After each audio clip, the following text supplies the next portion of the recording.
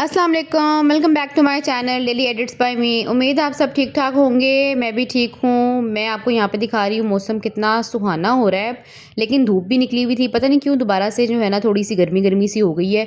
और मैं लाहौर गई हुई थी, अब वापस आ रहे हैं। और जो मेरे पुराने सब्सक्राइबर्स हैं उनको पता होगा मैं किस सिटी से बिलोंग करती हूँ, और जो नहीं जानते हैं मेरे पुराने व्लॉग्स देखें और गेस करें कि मैं किस सिटी से हूँ।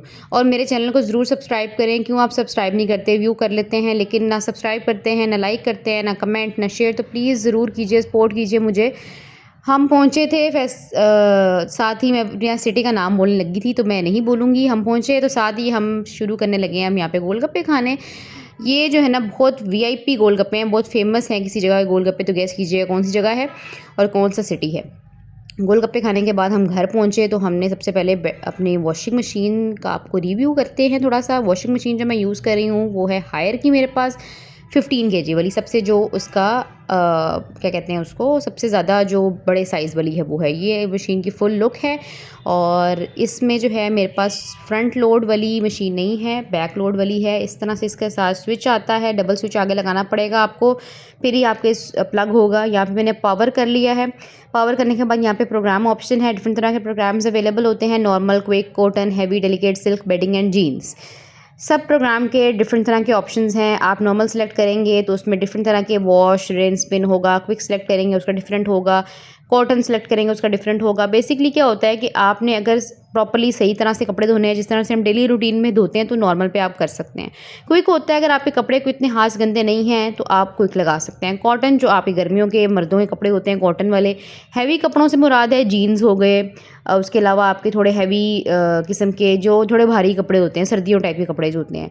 डेलिकेट वो होते हैं जो थोड़े आपके फैंसी कपड़े हों। सिल्क आपको पता है सिल्क के जो कपड़े होते हैं। बेडिंग जो आप बेड शीट्स वगैरह वॉश करते हो, कंफर्टर्स, कंबल, इस तरह की चीज़ें। जीन्स वगैरह जो होती हैं, पैंट्स, डेनिम, शॉर्ट्स, और आपकी जो सारे चीज़ें होती हैं ना, इस तरह की चीज़ें आ गई। तो ये सारे प्रोग्राम का ना एक ओवरव्यू था। अगर आपको डिटेल में वीडियो चाहिए होगी ना वॉशिंग मशीन के ऊपर, किस तरह से ऑपरेट करते हैं, हर प्रोग्राम के फंक्शन के ऊपर, कौन सा डिटर्जेंट यूज़ करना चाहिए, उसके फंक्शंस, हर चीज़ तो मुझे बताइएगा, मैं आपको ज़रूर उसके ऊपर एक डिटेल ब्लॉग दूँगी। उसके बाद यहाँ पे हमारे पास स्पिन ऑप्शंस दिए हुए हैं 4, 5, 6, 7 मिनट्स। वाटर लेवल के ऑप्शंस होते हैं। हर प्रोग्राम में डिफरेंट वाटर लेवल होता है, डिफरेंट स्पिन होता है, डिफरेंट रिंस होता है और डिफरेंट वॉश होता है। आप अपने तरफ से भी ना एक खुद से भी कस्टमाइज़ टाइमिंग रख सकते हैं। जिस तरह वॉश टाइम मैं चाहती हूँ कि मैं 15 मिनट करूँ, मैं 15 मिनट रख सकती हूँ। रिंस टाइम मैंने एक दफ़ा करना है तो मैं एक दफ़ा कर दूँगी। वाटर लेवल जितना आप सेलेक्ट करना चाहें, 5 लीटर, 6 लीटर, स्पिन 4 मिनट करना चाहें तो उस अकॉर्डिंग आपका टाइम खुद से बन जाता है। और आपने सिर्फ स्टार्ट दबाना तो आपका सब कुछ स्टार्ट हो जाएगा। अब यहाँ पे मैं आपको दिखा रही हूँ कि जिस जगह पे आपका ब्लिंक कर रहा होगा ना, उसका मतलब है कि वो उस टाइम पे मशीन आपकी वो उस चीज़ को परफॉर्म कर रही है, उस फंक्शन को परफॉर्म कर रही है। ठीक हो गया।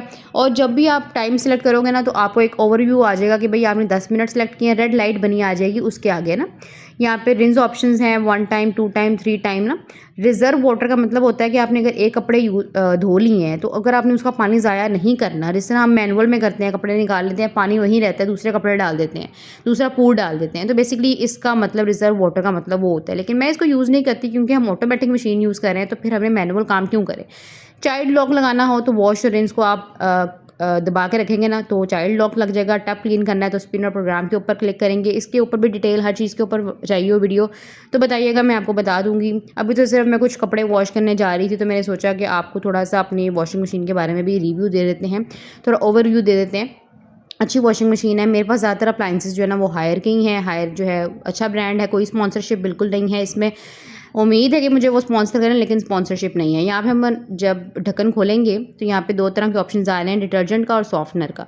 मैंने यहाँ पे डिटर्जेंट ऐड कर दिया, साथ ही सॉफ्टनर ऐड कर दिया। कोई भी तरह का डिटर्जेंट जो आपको पसंद है आप इसमें यूज़ कर सकते हैं। सॉफ्टनर जो मैंने यूज़ किया वो मैं आपको दिखा देती हूँ, वो सॉफ्ट लिन का था। किसी भी तरह के मार्केट में तो बहुत जो है ना वो सॉफ्टनर्स अवेलेबल हैं, आप कोई भी ऐड कर सकते हैं। अच्छा, ये जो 2 वाला ऑप्शन होता है ना, डिटर्जेंट वाला और सॉफ्टनर वाला, ये तकरीबन 15 केजी वाली वॉशिंग मशीन में ही आता है, छोटी वाली में नहीं आता। फिर यहाँ पे एक फ़िल्टर बना हुआ है, इसको आपने क्लीन करना होता है हर वॉश के बाद। हर वॉश के बाद भी कर सकते हैं, 2 वॉश के बाद भी कर सकते हैं, लेकिन इसको क्लीन कर लीजिएगा, ज़्यादा बेहतर होता है।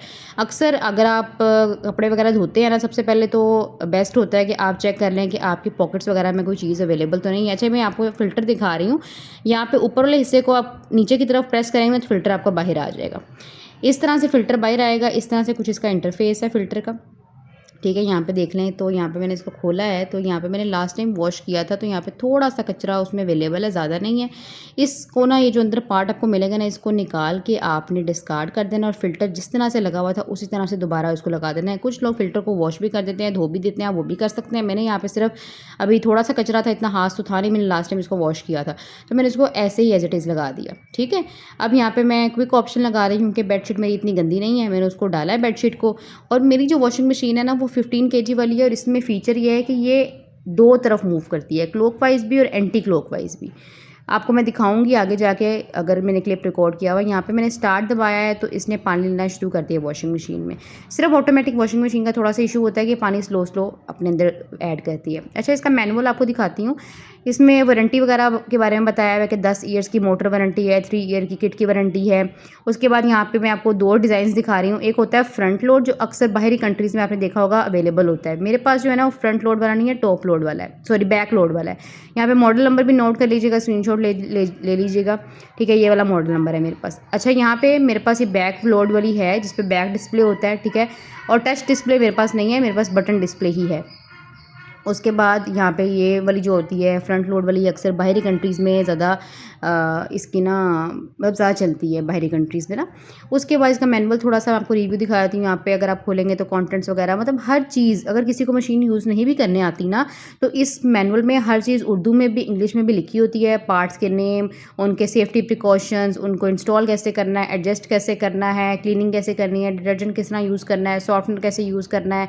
फिर आपने क्या कहते हैं, अगर आपको कोई एरर आ रहा है मशीन में तो उसकी वजह क्या है, तो उसको किस तरह सॉल्व किया जाए। और यहाँ पे दूसरी, किस तरह से आपने कपड़े ऐड करने हैं, हमेशा कपड़ों को उल्टा करके ऐड किया कीजिए। और पॉकेट्स चेक करें, कोई भी चीज़ उसके अंदर पॉकेट्स वगैरह में ना हो। यहाँ पे मैं आपको दिखा रही हूँ कि हायर कस्टमर सर्विस सेंटर्स जो हैं वो हर सिटी में डिफरेंट जगह पे अवेलेबल है। ये तो आपको नेट से भी मिल जाएगा, अदरवाइज़ अगर आप स्क्रीनशॉट लेना चाहें तो आप ले सकते हैं। चेक कर लीजिएगा अपने सिटी के अकॉर्डिंग कहाँ कहाँ पे कस्टमर सर्विस सेंटर्स हैं। जिनके पास मशीन है, उनको कोई इशू आ रहा है तो वो यहाँ से इनको पूछ के पता कर सकते हैं। बाकी इनकी स्पेसिफिकेशन दिखा रही हूँ, ऑटोमेटिक है, फुली ऑटोमेटिक है, उसका मॉडल लिखा हुआ है, बाकी उसके सारे डिस्प्लेज वगैरह हर चीज़ के बारे में लिखा हुआ है कि पावर कितनी यूज़ करता है, वेट क्या है, हर चीज़ ना ऑल डैट। पैकिंग लिस्ट में आपको दिखा रही हूँ कि इसमें आपके पास एक मशीन आएगी, उसकी एक प्लेट आएगी, मैनुअल आएगा, एक इनलेट पाइप आता है जो आपने अटैच किया होता है अपने टैप के साथ, वारंटी कार्ड आएगा, स्क्रू वगैरह आएगी। मतलब कि आप जब मशीन लेंगे ना, तो हायर का बंदा ही आपके साथ आएगा और फ्री में आपको इंस्टॉलेशन करके देगा आपकी मशीन की, और आपको एक वॉश करके भी दिखाएगा कपड़ों को कि इस तरह से आपको सारा समझा देगा बेसिकली ना।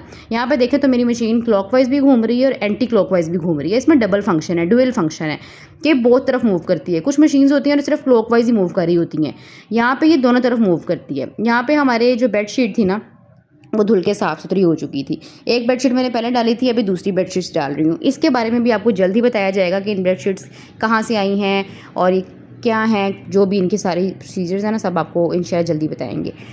उसके बाद यहाँ पे शाम में भूख लगी थी, थक मर के हम बाहर चले गए थोड़ा बहुत कुछ खाने पीने। यहाँ पे मैंने फ़्राइज़ लिए थे छोटी सी स्टॉल से बंदे से, और फ़्राइज़ इंजॉय किए, बहुत मज़ेदार से गरम गरम फ़्राइज़ थे। साथ हमने कोयटा होटल का पराठा ट्राई करना था, आलू वाला, तो उसके लिए हम वेट कर रहे थे। तो पराठा हमारे पास आ चुका था, हम घर ले आए थे इसको, उधर हमने नहीं खाया था। साथ ही आगे हमारे पास इसका अचार इसका बेकार था, और पराठा जो था वो अच्छा था। साथ में चावल बनाए हुए थे, सब चीज़ें मैंने गर्म करके हम खाने लगे। उसके बाद हमने खाना खाने के बाद हम गए थे ओशन बेकरी।